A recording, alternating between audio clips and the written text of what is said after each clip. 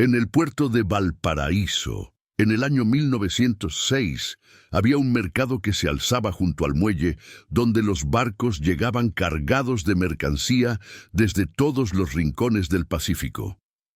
Era un lugar bullicioso, lleno de vendedores que pregonaban sus productos con voces roncas y comerciantes que regateaban hasta el último centavo. Pero había un puesto en particular, escondido en un rincón oscuro del mercado, que llamaba la atención de todos por una razón inquietante. La carne que vendían era increíblemente barata, tan económica que las familias más pobres hacían fila desde el amanecer para conseguir un trozo.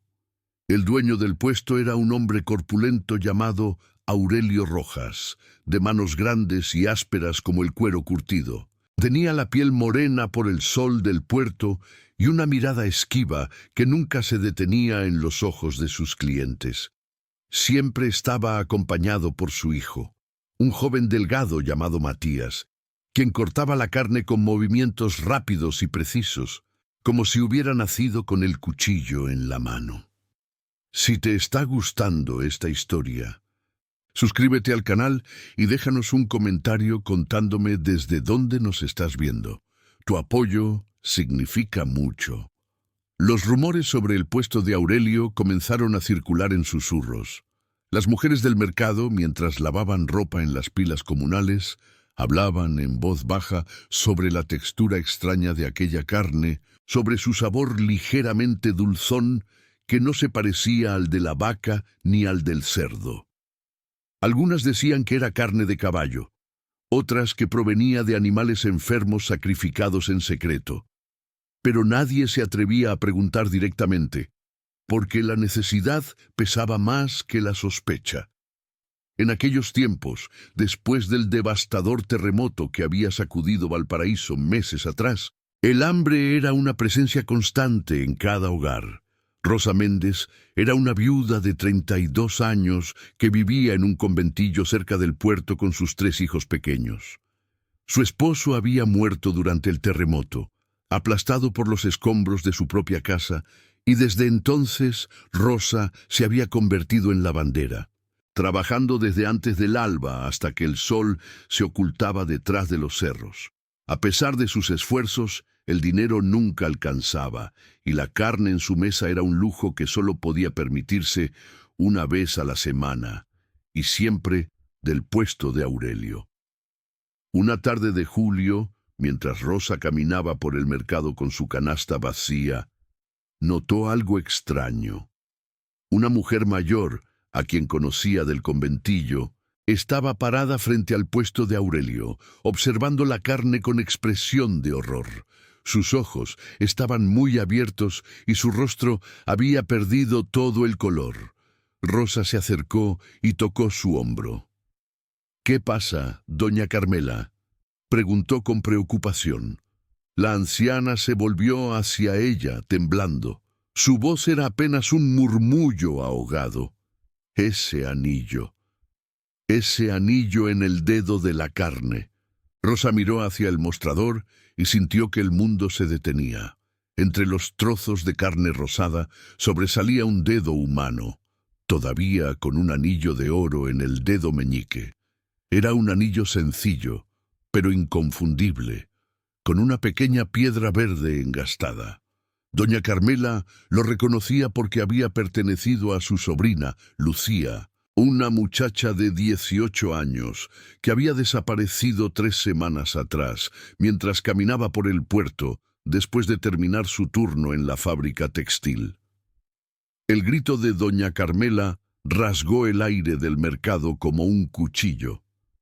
La gente comenzó a reunirse alrededor del puesto, murmurando y señalando. Aurelio, al ver lo que había pasado, palideció y comenzó a recoger la carne con movimientos frenéticos, mientras Matías se quedaba paralizado, con el cuchillo todavía en la mano. «¡Asesinos! ¡Criminales!», gritaba doña Carmela, intentando lanzarse sobre Aurelio, pero varios hombres la sujetaron. Los carabineros llegaron en cuestión de minutos. El sargento Ramírez, un hombre de bigote canoso y mirada severa, ordenó que se cerrara el puesto inmediatamente y que se llevaran a Aurelio y Matías para interrogarlos. Rosa observaba la escena con el corazón latiendo con fuerza. Había comido esa carne. Sus hijos habían comido esa carne. La náusea subió por su garganta como una ola violenta. Esa noche, el conventillo entero hervía de conversaciones. Las mujeres se reunieron en el patio común, donde colgaban las ropas a secar y hablaban en voz baja sobre lo que había sucedido. Rosa no podía dejar de temblar. Se sentó en el suelo de tierra, con sus hijos dormidos en el cuarto de al lado, y lloró en silencio, sintiendo que había envenenado a su propia familia. «No sabías, Rosa», le dijo su vecina Matilde, una mujer robusta de manos callosas. Ninguna de nosotras lo sabía, pero eso no la consolaba. Nada podía consolarla. Al día siguiente, los carabineros registraron la casa de Aurelio, una construcción de madera podrida en las afueras del puerto, cerca de los acantilados donde las olas rompían con violencia contra las rocas.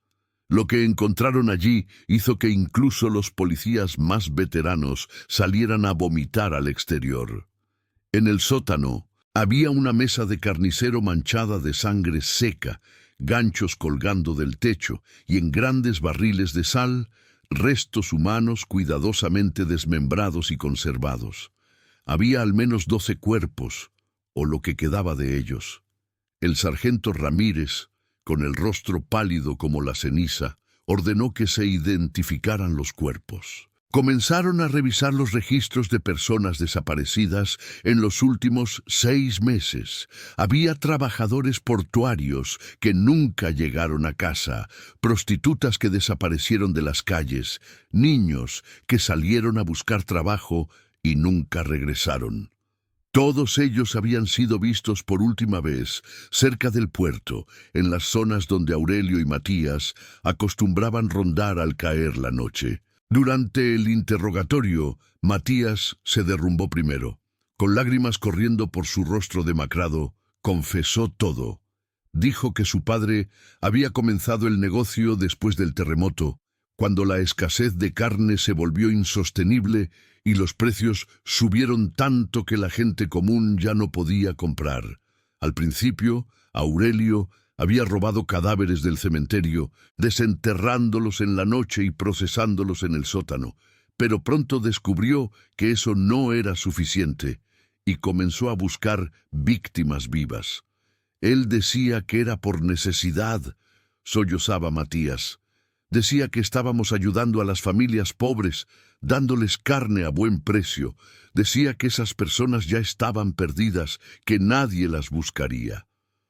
Rosa, quien había ido a la comisaría exigiendo respuestas, escuchó la confesión desde el pasillo y sintió que sus piernas cedían. Se dejó caer contra la pared, mareada. Las palabras de Matías resonaban en su cabeza como una sentencia de muerte. Había alimentado a sus hijos con carne humana. Había cocinado para ellos los restos de alguien que había sido madre, padre, hijo, hermano. Aurelio, por su parte, nunca mostró remordimiento. Durante su juicio, que se llevó a cabo en el Tribunal de Valparaíso 3 meses después, se mantuvo en silencio, con la mirada fija en el suelo. Cuando el juez le preguntó si tenía algo que decir en su defensa, levantó la cabeza y habló con una voz profunda y fría. «Hice lo que tenía que hacer para sobrevivir. En este mundo, o comes o te comen. Esa es la única verdad». El veredicto fue unánime. Aurelio Rojas fue condenado a muerte por asesinato múltiple y canibalismo. Matías, por su participación, recibió cadena perpetua. La ejecución de Aurelio se llevó a cabo en la plaza pública, frente a cientos de personas que habían acudido para presenciar el fin del carnicero del puerto. Rosa estaba entre la multitud, con sus hijos aferrados a sus faldas. Necesitaba verlo morir. Necesitaba saber que aquel monstruo ya no podría hacer daño a nadie más. cuando la soga se tensó alrededor del cuello de Aurelio y su cuerpo quedó colgando sin vida. Un silencio pesado cayó sobre la plaza. No hubo gritos de alegría ni celebración, solo un silencio denso, lleno de vergüenza y horror colectivo. Pero la historia no terminó allí. En las semanas siguientes, varias familias que habían comprado carne en el puesto de Aurelio comenzaron a experimentar síntomas extraños. Pesadillas recurrentes, visiones de rostros desconocidos que los miraban desde las sombras, voces susurrantes que los despertaban en la madrugada. Rosa fue una de las más afectadas. Cada noche, cuando cerraba los ojos, veía a una joven de cabello negro y ojos tristes, parada al pie de su cama, señalándola con un dedo acusador. «¿Por qué me comiste?», susurraba la aparición. «¿Por qué me dejaste desaparecer?». Rosa comenzó a perder peso rápidamente. Dejó de comer por completo, incapaz de llevarse cualquier alimento a la boca, sin sentir arcadas. Sus vecinas intentaban ayudarla, traían caldos y pan fresco, pero ella lo rechazaba todo. Matilde, preocupada por su estado, la llevó con una curandera que vivía en los cerros sobre Valparaíso. La curandera era una mujer anciana de origen mapuche, con el rostro surcado de arrugas profundas y ojos negros que parecían ver más allá del mundo visible. Vivía en una pequeña choza rodeada de hierbas medicinales y amuletos colgados de las vigas del techo. Cuando Rosa entró, la curandera la observó en silencio durante un largo momento antes de hablar. «Has consumido algo impuro», dijo finalmente con voz grave, «algo que no debías tocar. Los espíritus de esas almas perdidas están atrapados en ti, buscando justicia». Rosa sintió que las lágrimas brotaban de sus ojos. «¿Cómo puedo liberarlos? ¿Cómo puedo hacer que me perdonen?». La curandera preparó un brebaje amargo con hierbas y raíces, y le indicó a Rosa que lo bebiera mientras recitaba oraciones en mapudungún. Luego encendió un sahumerio de salvia y pasó el humo sobre el cuerpo de Rosa mientras cantaba en voz baja. El ritual duró varias horas, hasta que Rosa sintió que una presión pesada se levantaba de su pecho. «Debes buscar a las familias de las víctimas», le dijo la curandera al terminar. «Debes decirles la verdad y pedirles perdón. Solo así encontrarás paz». Rosa siguió el consejo. Durante meses recorrió Valparaíso buscando a los familiares de las personas desaparecidas. Fue de puerta en puerta, contándoles lo que había descubierto, pidiendo perdón por haber comprado aquella carne maldita. Algunas familias la recibieron con ira y la echaron de sus casas. Otras la escucharon en silencio, con lágrimas en los ojos, agradecidas de saber finalmente qué había pasado con sus seres queridos. Uno de esos encuentros fue con la madre de Lucía, la joven cuyo anillo había sido el primero en revelar la verdad. La señora Vargas vivía en una casa modesta cerca del Cerro Alegre, rodeada de fotografías de su hija. Cuando Rosa le contó todo, la mujer no gritó ni la insultó. Simplemente la abrazó y lloró sobre su hombro. «Gracias por decirme», murmuró entre sollozos. «Gracias por no dejar que mi Lucía fuera olvidada». Ese abrazo fue el comienzo de la sanación de Rosa. Poco a poco, las pesadillas comenzaron a disminuir. Las apariciones se volvieron menos frecuentes. Aunque nunca olvidaría lo que había sucedido, aprendió a vivir con esa carga, transformándola en un compromiso de mantener viva la memoria de las víctimas. El mercado del puerto cambió después de aquellos eventos. El puesto de Aurelio fue quemado por los propios comerciantes, que no querían que quedara ningún rastro de lo que había ocurrido allí. Se establecieron controles más estrictos sobre la venta de carne y los carabineros comenzaron a patrullar con más frecuencia las zonas donde las personas desaparecían con mayor frecuencia. Pero las cicatrices permanecieron. Rosa Nunca volvió a comer carne. Se convirtió en vegetariana estricta y crió a sus hijos con el mismo hábito. Les contó la verdad cuando fueron lo suficientemente mayores para entenderla, porque creía que era importante que supieran lo que había pasado, no para atormentarlos, sino para que recordaran que en este mundo hay monstruos que se esconden detrás de rostros comunes. Con los años, Rosa se convirtió en una especie de guardiana de la memoria. Cada año, en el aniversario de la captura de Aurelio, organizaba una vigilia en la plaza donde había sido ejecutado. Encendía velas por cada una de las víctimas identificadas y leía sus nombres en voz alta para que no fueran olvidados. Al principio, solo asistían ella y algunas de las familias afectadas. Pero con el tiempo, más personas comenzaron a unirse, reconociendo la importancia de recordar aquella tragedia. Los años pasaron, y Valparaíso se reconstruyó lentamente de las heridas del terremoto. Nuevas generaciones crecieron escuchando la historia del carnicero del puerto como una leyenda urbana, una advertencia sobre los peligros de la desesperación y la pérdida de humanidad. Algunos decían que el fantasma de Aurelio todavía rondaba por el puerto en las noches sin luna, buscando nuevas víctimas. Otros juraban haber visto sombras moviéndose en el lugar donde había estado su puesto, figuras espectrales que señalaban hacia el mar. Rosa sabía que esas historias eran solo cuentos que la gente se contaba para darle sentido al horror. Pero también sabía que había una verdad más profunda en ellas. El mal que Aurelio había cometido no podía ser borrado.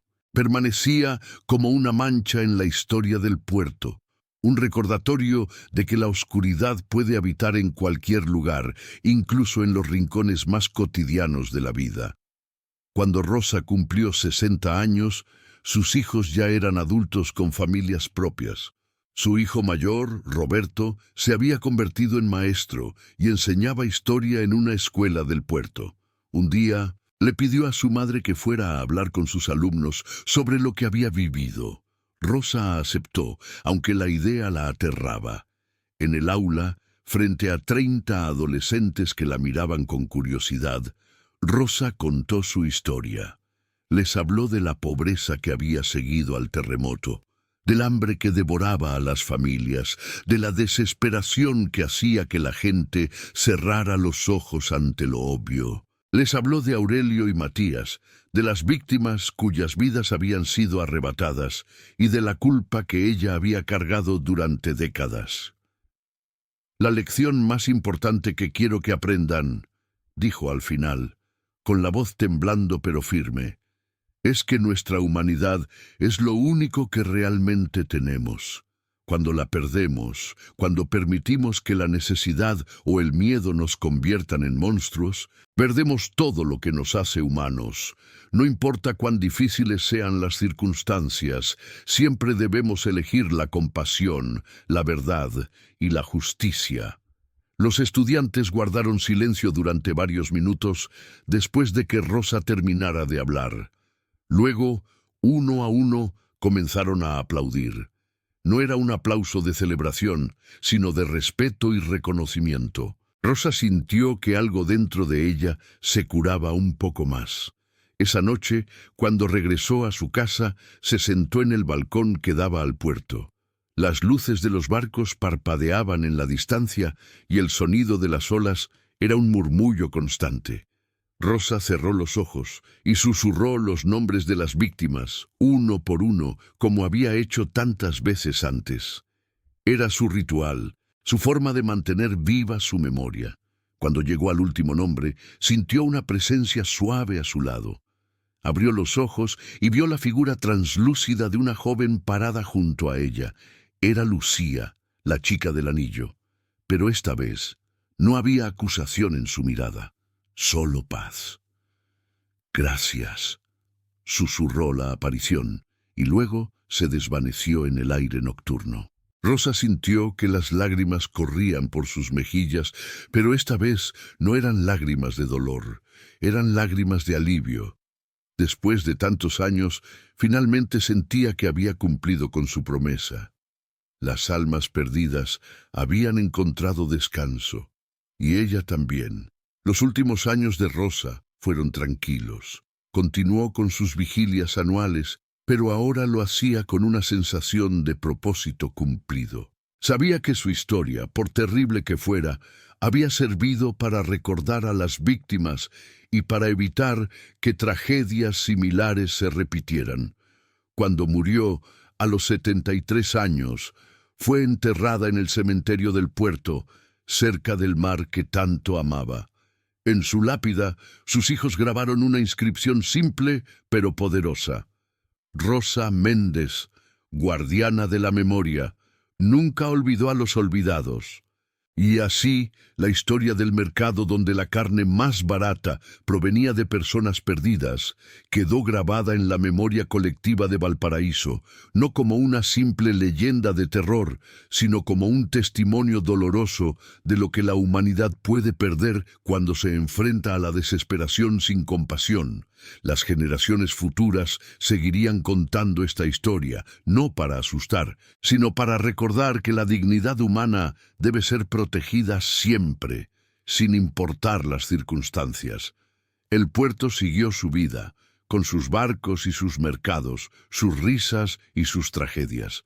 Pero en un rincón oscuro de su historia permanecía el recuerdo de aquellos días oscuros de 1906, cuando el hambre y la maldad se mezclaron de la forma más terrible imaginable. Y aunque el tiempo pasó y la ciudad cambió, había quienes todavía caminaban por el antiguo mercado en las noches frías y juraban sentir una presencia inquietante, como si las almas de aquellas víctimas aún vagaran por allí, buscando justicia, buscando ser recordadas, buscando asegurarse de que nunca más algo así volviera a suceder. La verdad había sido revelada, la justicia había sido servida, pero las cicatrices permanecieron grabadas en la piedra y en el corazón de todos aquellos que habían vivido aquella pesadilla. Y eso, quizás, era exactamente como debía ser, porque olvidar el pasado es condenarse a repetirlo, y recordar, aunque duela, es el primer paso hacia la redención. En las tardes tranquilas, cuando el sol se ponía sobre el Pacífico y teñía el cielo de naranja y púrpura, los viejos del puerto todavía se sentaban en los muelles y contaban historias.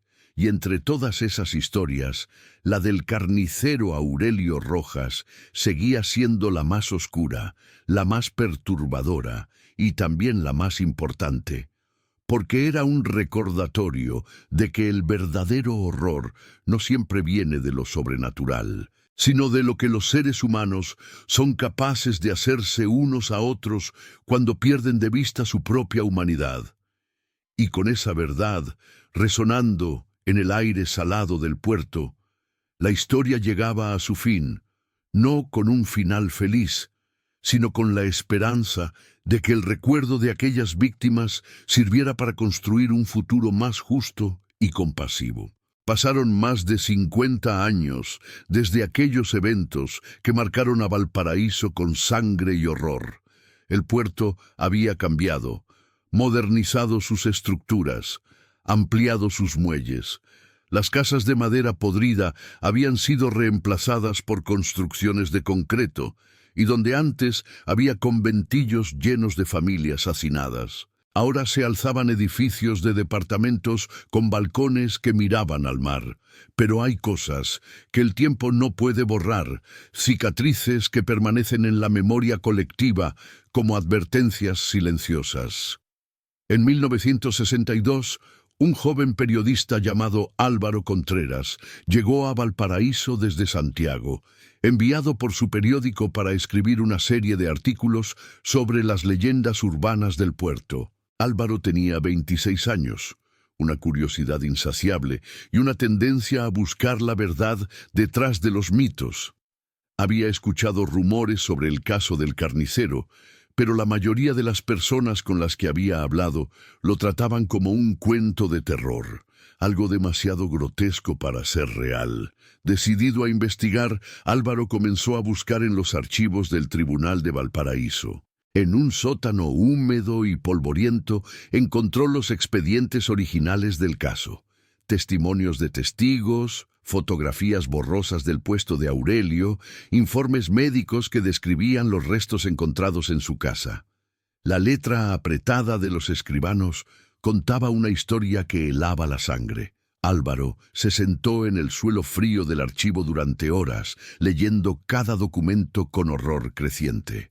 Lo que más lo impactó fue una lista adjunta al expediente, 16 nombres de víctimas identificadas, pero una nota al margen indicaba que probablemente había muchas más que nunca fueron reportadas como desaparecidas. Trabajadores sin familia, vagabundos, prostitutas que nadie reclamó, personas que simplemente se desvanecieron de la existencia sin dejar rastro, excepto en el estómago de quienes compraron aquella carne maldita. Álvaro sintió que debía hacer algo más que escribir un simple artículo. Necesitaba contar la historia completa, encontrar a los sobrevivientes, darles voz. Su primera parada fue buscar a Rosa Méndez, cuyo nombre aparecía repetidamente en los documentos como testigo y víctima indirecta. Le llevó 2 semanas encontrar su dirección. Cuando tocó la puerta de la pequeña casa de Rosa, ubicada en el Cerro Artillería, fue recibido por una mujer anciana de cabello completamente blanco y ojos cansados pero amables. Rosa tenía 71 años, pero parecía mayor, como si el peso de su historia la hubiera envejecido prematuramente. «¿Viene por lo del carnicero?», preguntó ella antes de que Álvaro pudiera presentarse. El periodista asintió, sorprendido. «¿Cómo lo supo?». Rosa sonrió con tristeza. «Cada cierto tiempo viene alguien. Periodistas, estudiantes, curiosos. Todos quieren saber sobre el monstruo que vendía carne humana. Pero pocos quieren escuchar sobre las víctimas, sobre lo que esa experiencia le hizo a quienes vivimos con esa culpa». Álvaro entró a la casa y se sentó en una silla de madera desgastada. Rosa le preparó té de hierbas y comenzó a contarle su historia, no la versión resumida que aparecía en los archivos judiciales, sino la versión completa, con todos sus detalles dolorosos. Le habló de las pesadillas que la atormentaron durante décadas, de la curandera mapuche que la ayudó a encontrar paz, de las familias a las que visitó pidiendo perdón. «Lo peor no fue descubrir la verdad», dijo Rosa con la voz quebrándose. «Lo peor fue seguir viviendo después. Cada vez que mis hijos se enfermaban, pensaba que era por lo que habían comido.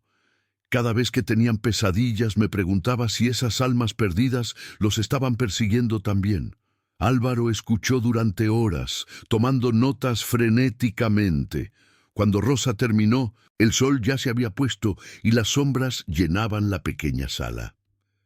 «¿Por qué sigue contando esta historia?», preguntó Álvaro. «¿No sería más fácil olvidar?». Rosa lo miró con una intensidad que lo hizo retroceder en su asiento. «Porque olvidar sería una traición. Esas personas murieron de la forma más horrible imaginable y luego fueron consumidas como si fueran animales. Si no las recordamos, si no contamos sus historias, es como si nunca hubieran existido. Y eso sería permitir que Aurelio ganara, incluso desde la tumba». Esas palabras se grabaron en el corazón de Álvaro. Decidió que su artículo se convertiría en algo más grande. Un libro que documentara no solo los crímenes de Aurelio Rojas, sino también las vidas de las víctimas y el impacto duradero en la comunidad. Durante los siguientes meses, Álvaro se sumergió en la investigación. Encontró a otros sobrevivientes, personas que habían comprado carne en el puesto y que vivían con el mismo peso que Rosa. Encontró a familiares de las víctimas, algunos de los cuales nunca habían recibido confirmación oficial de lo que había pasado con sus seres queridos. Visitó el lugar donde había estado la casa de Aurelio, ahora ocupado por un pequeño parque infantil, y sintió un escalofrío al pensar en lo que había ocurrido allí décadas atrás. También buscó información sobre Matías Rojas, el hijo de Aurelio. Descubrió que había muerto en prisión en 1948, a los 52 años, después de pasar 42 años encerrado. Según los registros penitenciarios, Matías nunca recibió visitas y pasó sus últimos años en silencio casi absoluto, negándose a hablar con guardias o compañeros de celda. Los psiquiatras que lo evaluaron lo describieron como profundamente fracturado y atrapado en un estado de culpa perpetua. Uno de los guardias retirados que había conocido a Matías accedió a hablar con Álvaro en un café cerca del puerto. Era un hombre mayor, de manos temblorosas y voz rasposa por años de fumar. Matías era un fantasma viviente, dijo el guardia, removiendo su café con lentitud. No causaba problemas, nunca se quejaba. Pero a veces, en las noches, lo escuchábamos llorar, un llanto silencioso, como si no quisiera que nadie lo oyera. Una vez le pregunté qué le pasaba y me miró con esos ojos vacíos y dijo: «Todavía los veo, todavía escucho sus gritos». Después de eso, nunca volvió a hablar conmigo. Álvaro sintió una punzada de algo que no era exactamente compasión, pero tampoco era odio puro. Matías había sido cómplice de atrocidades imperdonables, pero también había sido una víctima de su padre, arrastrado a una espiral de horror de la que nunca pudo escapar. El libro de Álvaro se publicó en 1964 bajo el título La carne maldita, la verdadera historia del carnicero de Valparaíso. Causó una conmoción nacional. Los periódicos lo reseñaron en primera plana, las radios invitaron a Álvaro a programas de entrevistas, y el libro se convirtió en un bestseller inesperado, pero también generó controversia. Algunas familias de las víctimas agradecieron que sus historias fueran contadas, mientras que otras lo acusaron de explotar su dolor para vender libros. Rosa defendió públicamente el trabajo de Álvaro. En una entrevista para la radio, declaró: «Este libro no es sensacionalismo, es verdad, es memoria y es necesario. Si no enfrentamos nuestro pasado, estamos condenados a repetirlo. Sin embargo, no todo fue positivo. La publicación del libro despertó viejos fantasmas. Algunas personas que habían comprado carne en el puesto de Aurelio y que habían logrado vivir en silencio con su secreto, de repente se vieron expuestas cuando vecinos y conocidos hicieron conexiones. Hubo casos de acoso, de familias que fueron señaladas en la calle, de niños que fueron intimidados en la escuela porque sus abuelos habían comido carne de personas. Uno de esos casos fue el de la familia Núñez. El patriarca, don Ernesto, había sido un cliente regular del puesto de Aurelio. Ahora tenía 80 años y vivía con su hija en una casa modesta del Cerro Bellavista. Cuando salió a la luz su conexión con el caso, un grupo de jóvenes comenzó a pintar grafitis en su puerta: caníbal y asesino. Don Ernesto, que sufría del corazón, tuvo un infarto y murió 2 semanas después de que comenzara el acoso. Álvaro, devastado por las consecuencias no intencionadas de su libro, escribió un artículo en el periódico principal de Valparaíso, suplicando comprensión y recordando a la gente que las víctimas indirectas, como don Ernesto, no tenían culpa de lo que había pasado. «No podemos castigar a quienes fueron engañados», escribió.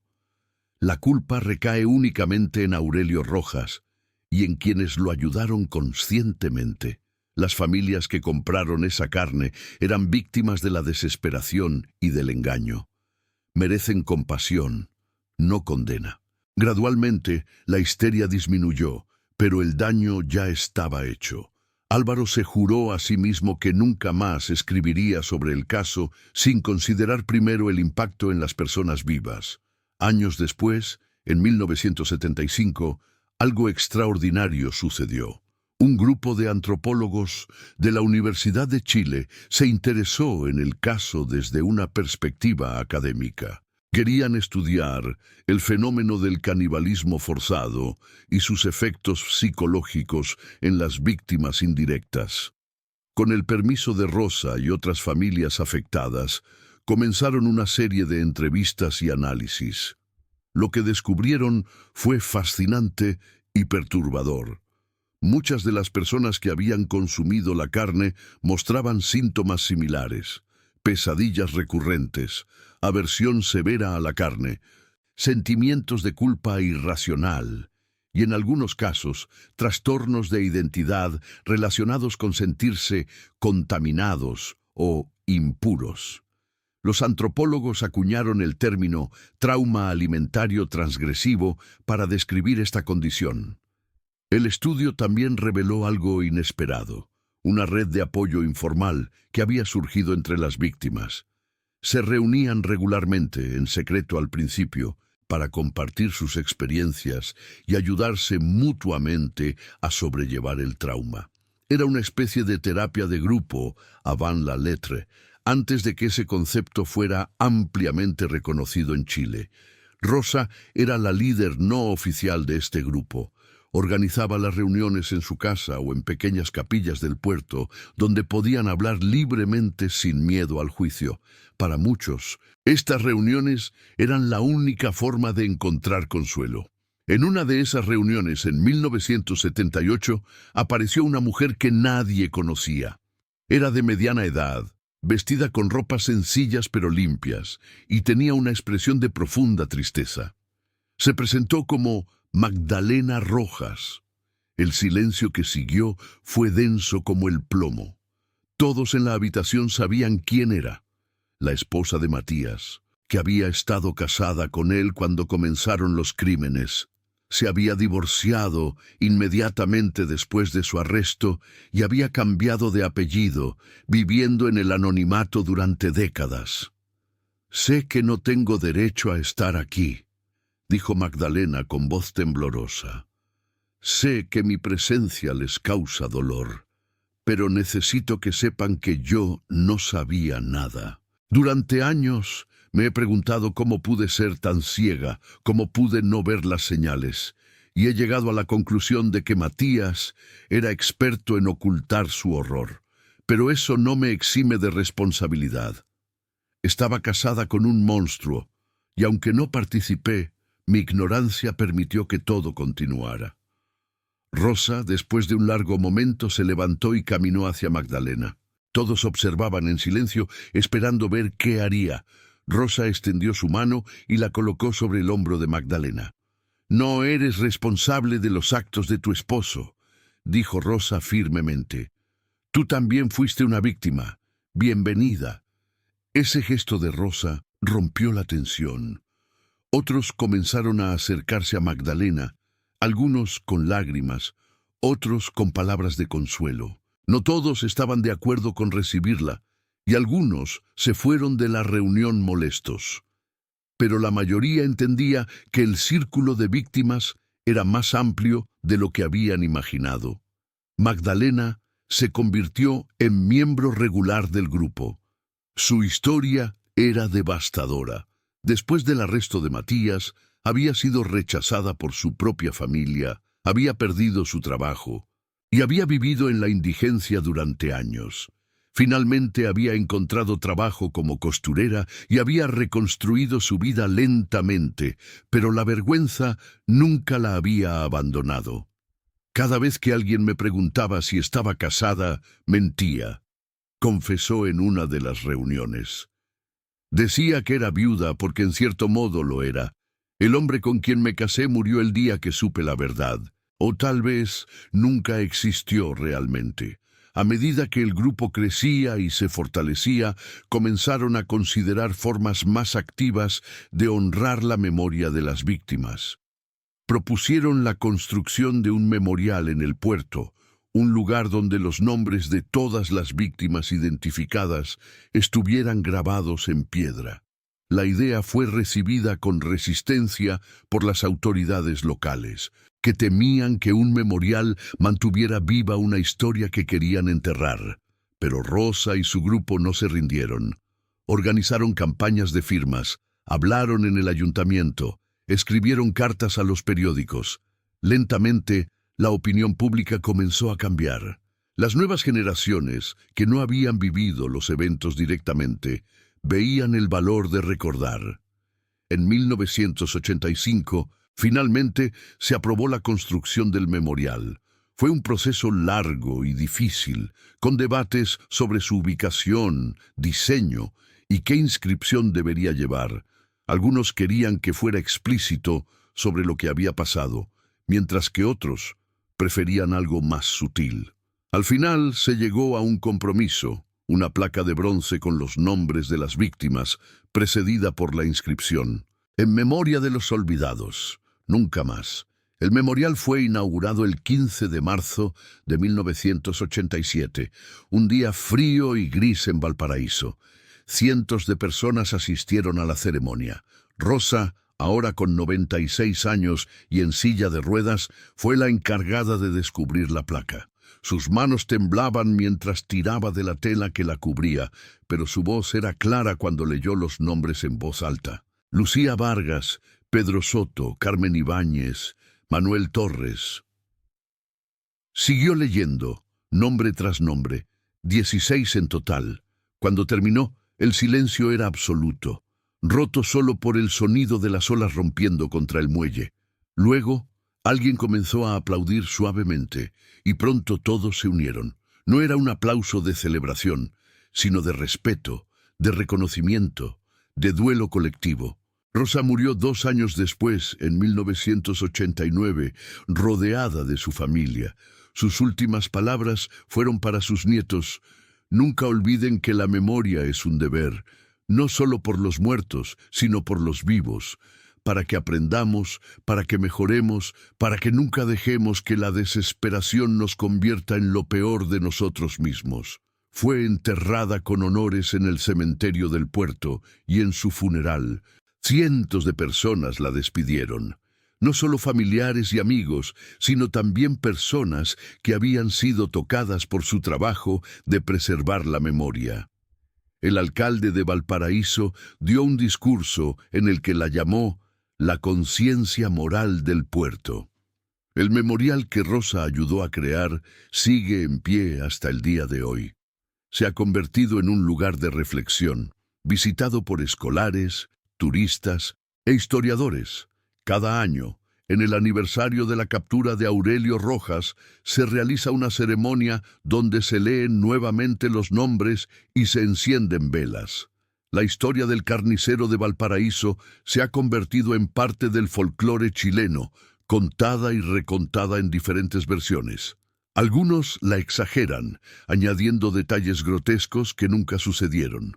Otros la minimizan, tratando de olvidar lo que realmente pasó. Pero gracias al trabajo de personas como Rosa y Álvaro, la verdad permanece accesible para quien quiera buscarla. En 2010, un documental titulado Memoria del Horror, El carnicero de 1906, fue producido por un cineasta chileno. Incluía entrevistas con descendientes de las víctimas, imágenes de archivo y recreaciones cuidadosas de los eventos. El documental ganó varios premios internacionales y trajo nueva atención al caso. Pero quizás el legado más importante de esta historia no está en los libros, monumentos o documentales. Está en las conversaciones que genera, en las preguntas difíciles que obliga a la gente a hacerse sobre la naturaleza humana, sobre la supervivencia, sobre la culpa y el perdón. Está en las aulas de Valparaíso, donde maestros usan la historia como ejemplo de por qué la ética y la compasión son esenciales incluso en tiempos de crisis. Está en las iglesias y sinagogas, donde líderes religiosos reflexionan sobre el significado del pecado, la redención y la responsabilidad colectiva. Está en los hogares donde abuelos cuentan la historia a sus nietos, no para asustarlos, sino para enseñarles. Y está en el puerto mismo, en las calles estrechas y los cerros empinados, en el sonido constante del océano y el grito de las gaviotas. Valparaíso nunca ha olvidado, y con suerte nunca olvidará, porque en el recuerdo está la protección contra la repetición y en la verdad, por dolorosa que sea, está la única esperanza real de sanación. La historia del mercado donde la carne más barata provenía de personas perdidas es, en última instancia, una historia sobre el precio de la humanidad, sobre lo que sucede cuando la desesperación se encuentra con la maldad, cuando el hambre se encuentra con la indiferencia, cuando el silencio se encuentra con la complicidad, y sobre cómo, incluso en la oscuridad más profunda, puede surgir la luz de la memoria, la justicia y la compasión. El sol sigue saliendo sobre Valparaíso cada mañana, iluminando sus colores vibrantes y sus calles llenas de vida. Los barcos siguen llegando al puerto, trayendo mercancías de todas partes del mundo. La gente sigue viviendo, amando, trabajando, soñando. Pero en un rincón tranquilo cerca del muelle, el memorial permanece como un recordatorio silencioso.